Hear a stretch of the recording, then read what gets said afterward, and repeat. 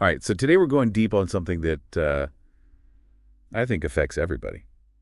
It's government economic data. Yeah, the numbers we hear about all the time, Yeah. inflation, unemployment, GDP, all that stuff. Yeah, those big numbers. Yeah, and we're talking about a source here called Shadow Government Statistics. It's a newsletter that really digs into the methodology behind those official reports that we get. Hmm. It sounds a little like a conspiracy theory at first, Yeah. questioning the official numbers like that. It's easy to jump to that conclusion, but the economist behind Shadow Stats, John Williams, he's got serious credentials. Okay. He's got decades of experience. He's consulted for Fortune 500 companies, Uh-huh. and his work has even been featured in the New York Times, so Okay, so this isn't just some random guy on the internet. no, not at all. What exactly is he saying is wrong with the official numbers, though? His argument is that the way the government calculates these numbers, the economic indicators, has changed over time, and that those changes might be creating a disconnect between what the numbers say and what's actually happening. So it's not necessarily that the data itself is wrong, but the way it's being measured. That's exactly right. Hmm. Think about it like this. If you were measuring a room with a ruler and that ruler kept shrinking, Mm-mm. you might think the room is getting bigger when it's actually staying the same. Yeah, that's a really good analogy. Yeah. So I'm starting to see how even small changes in methodology could have a big impact. Absolutely. And those impacts can have real world consequences for people. Yeah, for sure. So let's take the money supply as an example. Okay. The Federal Reserve recently redefined something called M1, which Right. is a measure of money in circulation. Right. And they essentially shifted savings deposits from one category M2 to another category M1, and they did this retroactively. Wait, so they changed the definition and applied it to past data? Yeah, Why would they do that?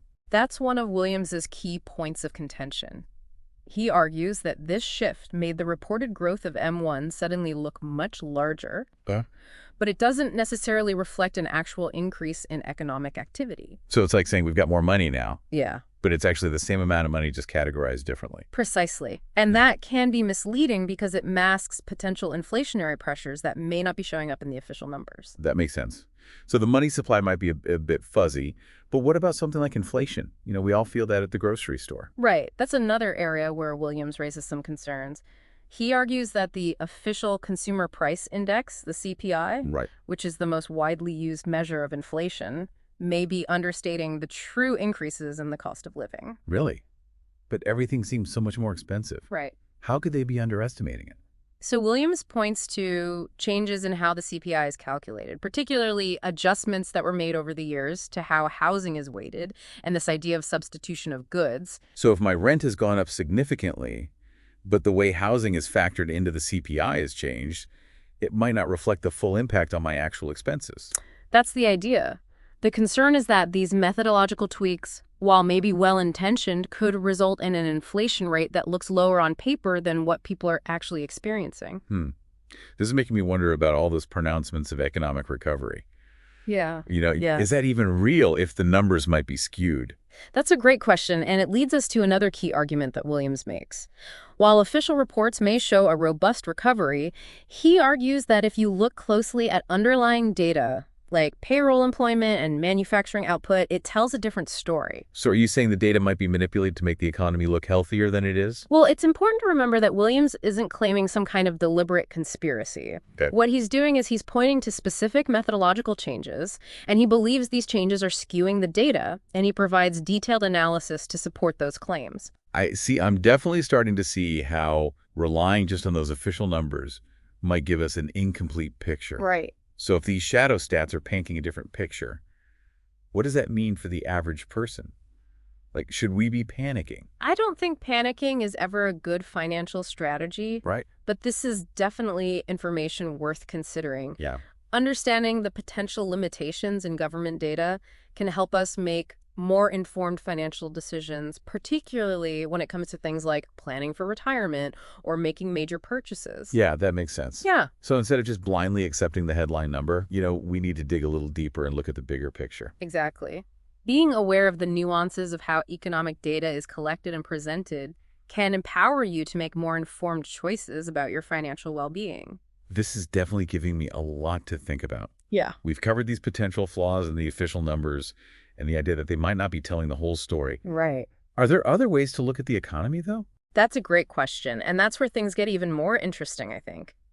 In the next part of our deep dive, we'll explore some of those alternative data and metrics that John Williams uses to try to paint a different picture of the economic landscape. I can't wait to hear more about that. Yeah. This is already making me rethink everything I thought I knew about economics. Yeah, me too. Welcome back.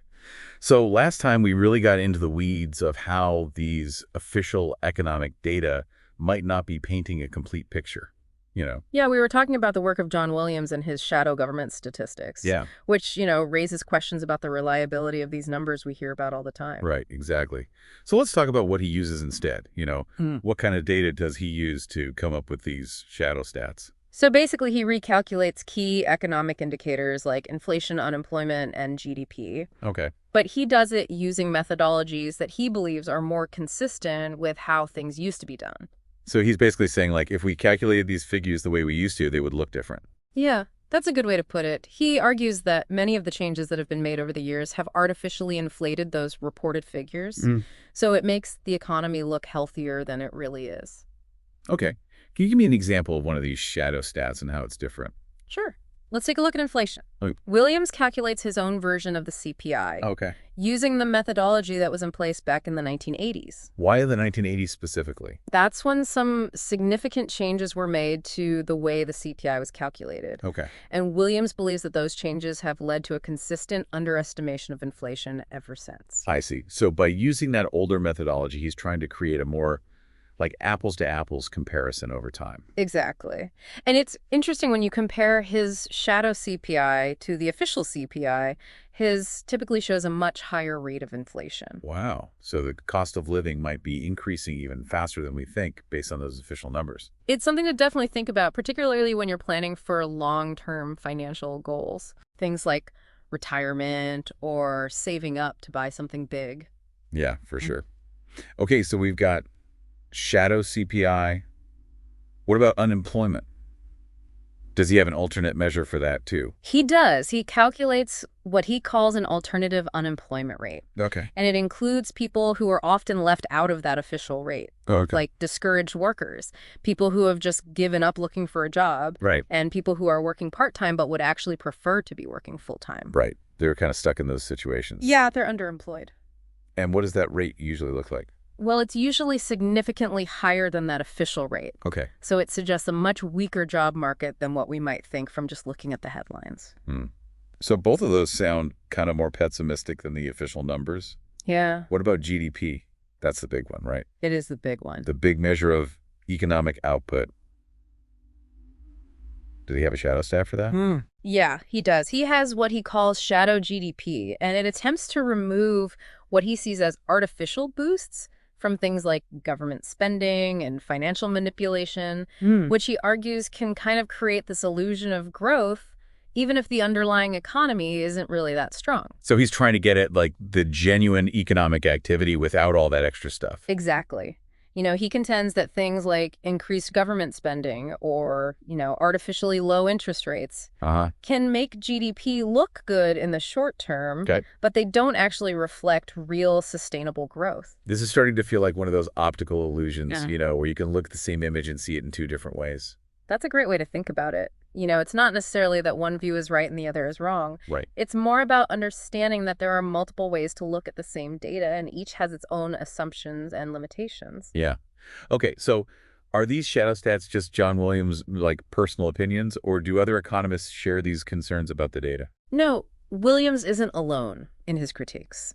There are a number of other economists and analysts who have raised similar concerns about how reliable those government economic data really are. And, they acknowledge that there's potential for bias and limitations in the official numbers. So it sounds like there's a real debate about how we're measuring economic performance. There is. It's complex. There are no easy answers. Right. But understanding the different perspectives can help you kind of form your own informed opinions about what's going on. So we've got these shadow stats, and they're offering a different way to look at things. Right. What does it all mean, though? How should we interpret this information, and what can we actually do with it? That's the big question, and that's what we'll get into in the final partner deep dive. Okay. We'll explore some of those implications of these alternative measures and, how you can use this knowledge to your advantage. All right. Can't wait. Okay. So we're back, and we spent the last two parts of this deep dive really digging into these shadow stats. Yeah, kind of exploring this idea that maybe the official numbers aren't telling us the whole story about the economy. Right, exactly. And we learned about John Williams' approach, those alternative shadow stats. Right, a different perspective. So let's talk about what it all means, practically. If we say, okay, maybe these shadow stats are closer to reality, how should we be changing our thinking? Yeah. Our actions? Should we be making big changes to our financial plans? I don't think it's necessarily about making drastic changes based on, any one set of data. Okay. It's more about understanding, the limitations of the information we're given Right. and adjusting our expectations accordingly. Think of it as adding another layer of critical thinking to your financial decision making. Can you give me an example? Like, let's say I'm thinking about buying a house. Sure. How would these shadow stats, play into that? Well, if the shadow CPI is showing, a much higher rate of inflation than the official CPI, you might want to think about that when you're figuring out how much house you can actually afford. Right. Ask yourself, are you comfortable with the possibility that those mortgage payments might go up faster than you initially thought? That's a good point. It's easy to get caught up in the excitement of buying a house and maybe not think about the future costs as much. Yeah. What about investing? Should I be, changing my investment strategy based on this? Again, I don't think it's about making any knee-jerk reactions, but, knowing that there's this potential for higher inflation than what's being reported Yeah. might lead you to look into, investments that tend to do well in inflationary environments, Right. like commodities or real estate. Yeah. Diversification is always a good strategy. So spreading things out a bit. Mhm. What about just everyday spending? Should I be, tightening my belt if I think the economy might be worse than it looks? It's always wise to live within your means and have, a rainy day fund, Right. no matter what the economic indicators are saying. But yeah, if you're concerned about a potential downturn, it definitely makes sense to prioritize paying down debt Uh-huh. and really building up those savings. Having that cushion can give you peace of mind when things are uncertain. Yeah. No, this is definitely a wake-up call, I think. Yeah. It's so easy to just accept, the headlines and what everybody's saying, Right. but you really have to think for yourself and do your research. Absolutely. And remember, there's no one right answer when it comes to personal finance. Right. What works for one person might not work for another. Yeah. The key is to gather information from different sources, Yeah. really weigh those different perspectives Yeah. and make choices that align with your own circumstances and goals. I feel like I've learned so much about, just being more aware of my finances. But I have to ask, where do we go from here? If we can't totally trust those official numbers and these shadow stats are just one perspective, how can we stay informed and make good financial decisions? That's the million-dollar question, isn't it? There's no easy answer. But one thing you can do is actively seek out different sources of information. Okay. Don't rely on just, mainstream media or government reports. Look at economic blogs, listen to podcasts that have, different points of view, even talk to financial advisors that you trust. So it's about being an active participant in, understanding the economy. Exactly. Yeah. The more we learn, the better equipped we are to navigate, all the ups and downs of the financial world. Yeah. And make choices that really support, our well-being long-term. Absolutely. Well, this has been really eye-opening, I have to say, and honestly a little unsettling. Yeah, I have a lot to think about and a lot more research to do, I think. that's the spirit. Well, thank you so much for joining us on this deep dive into the world of shadow stats and this whole other way of looking at the economy. My pleasure. And for our listeners, remember, don't just take our word for it. Go out there, explore these ideas, and come to your own conclusions. You might be surprised by what you find.